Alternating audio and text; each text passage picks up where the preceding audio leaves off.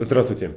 Накануне Госдума Российской Федерации приняла решение перенести на 1 год, на 1 января 2008 года, срок окончания выбора жителями страны нашей управляющих компаний. Что это решение значит для каждого из нас с вами? Ответ на этот вопрос мы услышим после рассказа о наиболее заметных событиях дня. Здравствуйте. Продолжается пребывание в Якутске представительной делегации губернаторов и мэров Дальнего Востока. В первой половине дня они осмотрели экспозицию Краеведческого музея, посетили торговый комплекс «Кружала», а также осмотрели новое здание гимназии номер 8. А завтра в здании администрации Якутска мэры административных центров Дальнего Востока соберутся за круглым столом и обсудят общие проблемы. Ожидается также, что в субботу 10 мэров подпишут соглашение о взаимодействии. То есть появится совет, аналогичный тому, в котором участвуют губернаторы и спикеры законодательных собраний? Совершенно верно. Мэры путешествуют по республике в команде полпреда президента на Дальнем Востоке Камиля Исхакова и заместителя федерального министра транспорта Александра Мишарина. Два руководителя сегодня осмотрели ряд объектов транспортной инфраструктуры. В частности, они побывали на заводе в Житае. Между прочим, одна из целей, которую перед собой поставили руководители нашей республики вот на это самое совещание, это добиться включения строительства моста в пусковой комплекс железной дороги до Якутска. Окажется, его планируют сделать совмещенным железнодорожно-автомобильным. Да, совершенно верно. В общем-то, такое довольно грандиозное сооружение длиной почти в 3 километра, строительство которого планируется начать в 2008, а закончить в 2012 году. Сооружение действительно будет сказочным. И, кстати, о сказке. Сегодня в Якутск из Аймикона вернулся российский Дед Мороз с кубком холода, который передал ему Чингис-хан. Уже в понедельник Дед Мороз поедет с ним в Карелию, Калининградскую и Архангельскую области, а также Дед Мороз посетит ряд городов в России и Балтии. В оставшиеся 2 дня пребывания в Якутске Дед Мороз встретится с воспитанниками школы-интерната номер 34 и интерната для слабослышащих детей, а также проведет утренники в комплексе Чучур-Муран. Это второй приезд Деда Мороза в рамках программы праздника, который называется «Зима начинается в Якутии». Ну, наверняка дети, которые побывают на таком празднике, никогда его не забудут. Конечно. Ну, во-первых, само по себе действительно праздничное такое достаточно мероприятие, необычное само по себе. Ну, а потом все-таки Дед Мороз, вот насколько я могу судить по первому приезду, очень любит фотографироваться, на видео снимать. Так что такие воспоминания его будут еще и запечатлены, так сказать, на видео и фотосъемки тоже. Да, детям повезло. А на очереди сообщение из зала суда. Городской суд Якутска сегодня снял судимость с депутата Илтумена, заместителя председателя контрольного комитета Владимира Федорова. Он был приговорен к 4 годам лишения свободы условно за хулиганство. Представление о снятии судимости было внесено в суд уголовно-исполнительной инспекции после истечения половины срока осуждения, а также в связи с положительной характеристикой Федорова. Ну а теперь о решении Госдумы. Решение, надо сразу сказать, предварительном, принято только в первом чтении поправка в Жилищный кодекс, перенести на 1 год с 1 января 2007 года на 1 января 2008 года срок окончания выбора населением, жителями страны нашей, своих управляющих компаний. Что это значит? Хорошо это или плохо? Ну, мне кажется, минусов больше, что не определились как бы.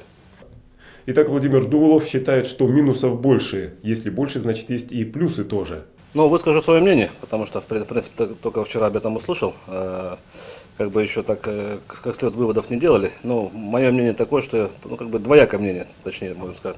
Есть в этом в продлении плюс свой, то, что население до конца не определилось с управляющими компаниями, так?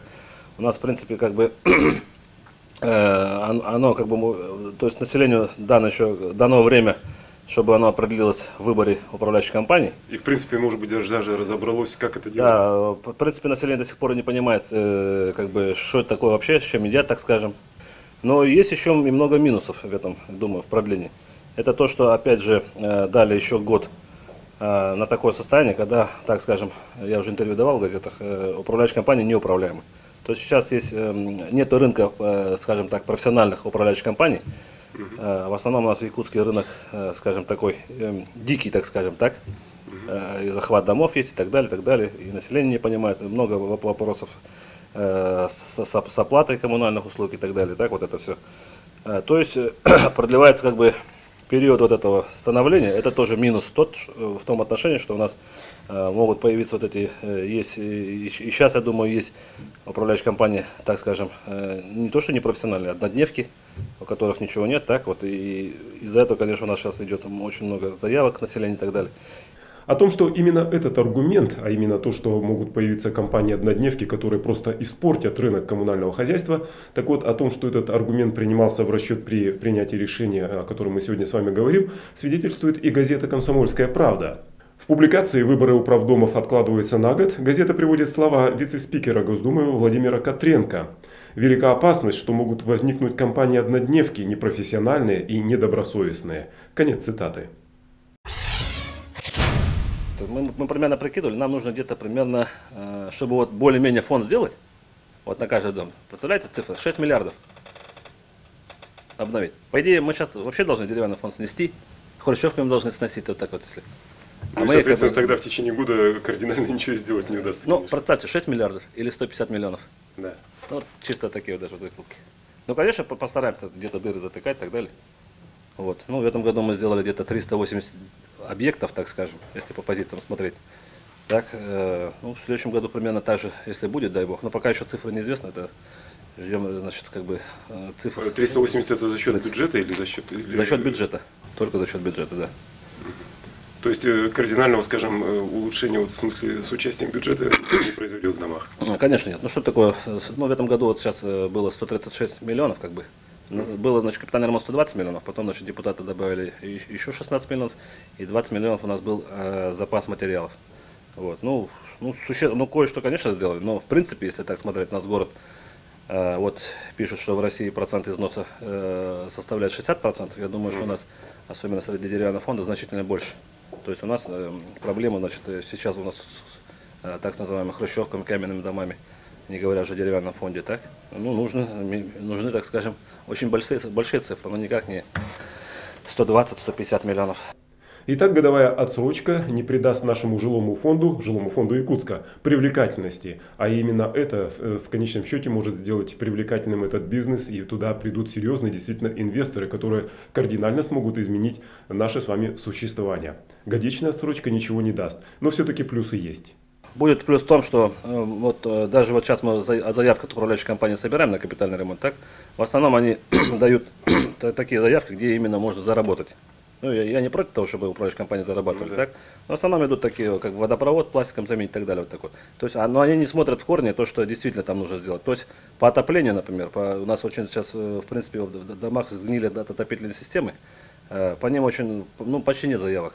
И здесь, конечно, может быть даже хорошо плюс тот, что продлили, тогда мы будем настаивать, чтобы вот именно в первую очередь отопительные системы в следующем году заменили, потому что они дорогостоящие, очень такие, особенно вот в хрущевках, где подпольные каналы, на первых этажах магазины там и так далее, вот эти, там они вообще, управляющая компания, отказываются ремонтировать отопительные системы. Здесь надо их заставлять, или действительно надо, может быть, какие-то подрядные организации другие привлекать. Это дорогостоящая, сложная работа, они этим не хотят заниматься, хотя это жизненно обеспечено. Далее, значит, они совершенно не хотят заниматься управляющей компанией на своем фонде, предположим, переводом на центральную канализацию, горячее водоснабжение деревянных домов, тех же жилых, так, благоустройство. Это же, это мало того, что это экономический эффект, естественно, в будущем даст, это же и моральные, и экологические, значит, проблемы решаются большие, так. Этим они тоже не хотят заниматься. Потом они не хотят заниматься абсолютно, значит, деревянными домами. Тоже вот здесь есть.